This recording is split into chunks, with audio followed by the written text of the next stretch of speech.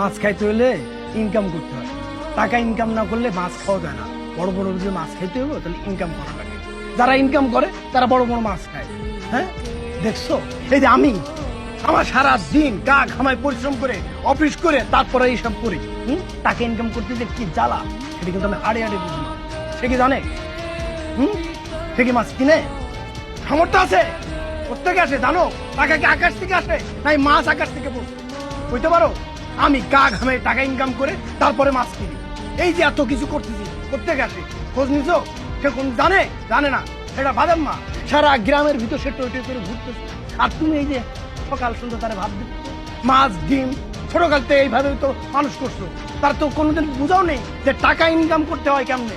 এই তুই না ভার্সিটি পড়ছিস, কিসের পড়াশোনা করছিস, ফাঁকিবাজি করছিস? তোর মতো পোলাপান আশপাশ গ্রামে কেউ কি বসে আছে? চাকরি বাকরি করে, তুই কি করো? বাদাম্মার মতো সারা গ্রাম টই টই করে ঘুরে বেড়া। আবার কি করছে? আর একটা জুটাই নিয়ে আসছে, সেও আর বাদাম্মা। আমার এখন দুইটারে বসে বসে খাওয়াইতে হবে। কেমন পড়াশোনা করছিস? তোর চাকরি হয় না কেন? একটা জায়গায় তুই চাকরির ইন্টারভিউ দিছিস যে তোর চাকরি হয় না, তা তো মনে হয় দিস না। পড়াশোনায় ফাঁকিবাজি করছো বলে আজকে তার এই হাল। আবার নিজে দেখছো ভাত কেমনে চিবাইতেছে, এত যে কথা কইতেছে মা কার কানে যাচ্ছে, এই কান দিয়ে শুনে আর এই কান দিয়ে বের করে যায়। এ হচ্ছে তোমার পোলা, ওর তো কিছু নাই। এটা গরু ছাগল যদি আজকে পুষতে পারি তাহলে কি হইতো জানো? দুধ দিত, ছাগলটা বেচতে পারতা।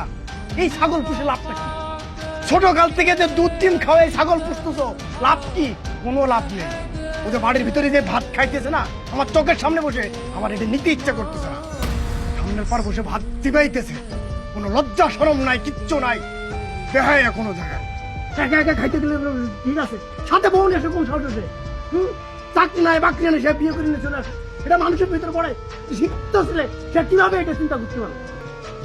শুনছি যে খাওয়ানোর সময় নাকি শত্রু ও বোবা হয়ে যায়।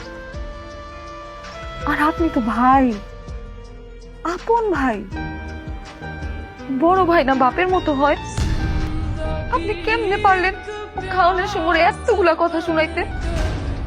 খাওয়াটা তো গলা দিয়েও নামতে দিলেন না। আর ভাবি, আপনাকে আমি মায়ের মতো জানি, আপনারা আমরা অনেক ভালোবাসি।